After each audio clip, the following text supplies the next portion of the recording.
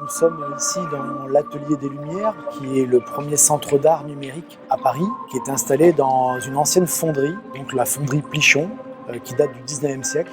Culture Espace a fait ce projet, donc de créer ce centre d'art numérique dans cette fonderie. Et le centre d'art numérique propose des expositions autour de l'univers d'artistes, des grands noms de l'histoire de l'art, mais que l'on retravaille d'une manière numérique, avec de l'image, de la musique, pour créer un environnement immersif pour le public.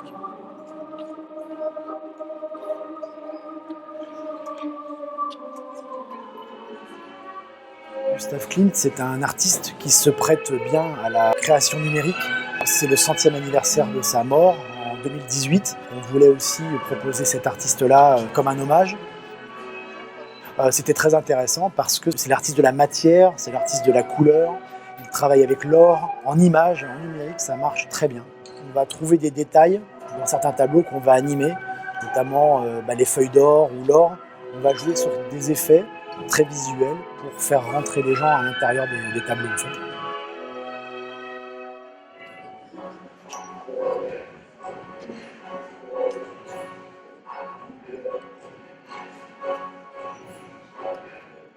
Le système que Culture Espace a développé s'appelle AMIEX.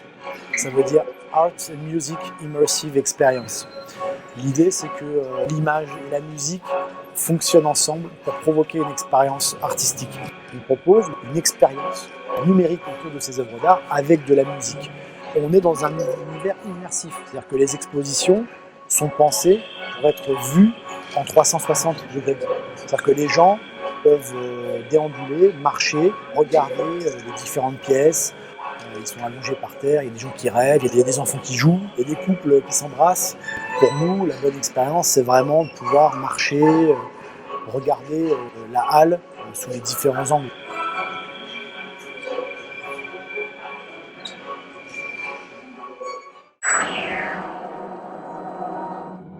Nous, on a investi 9 millions d'euros pour la réalisation de l'ensemble de l'équipement, donc l'insonorisation de l'espace. Il a fallu remonter aussi des décors pour pouvoir recréer aussi des univers industriels. Et puis surtout, on a investi dans les vidéoprojecteurs. Aujourd'hui, on a la plus grosse installation de vidéoprojecteurs fixes au monde. Il y a 140 vidéoprojecteurs et il y a 50 sources sonores, sound speakers.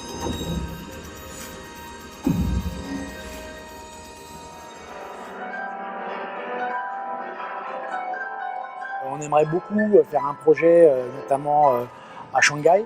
On aimerait rencontrer aussi pourquoi pas, des partenaires chinois pour importer ce type de projet à Shanghai. Et de technologie, et les Chinois, les Asiatiques sont très sensibles. Et c'est vrai qu'on a beaucoup de Chinois qui viennent, sont très intéressés par cette forme d'expression artistique.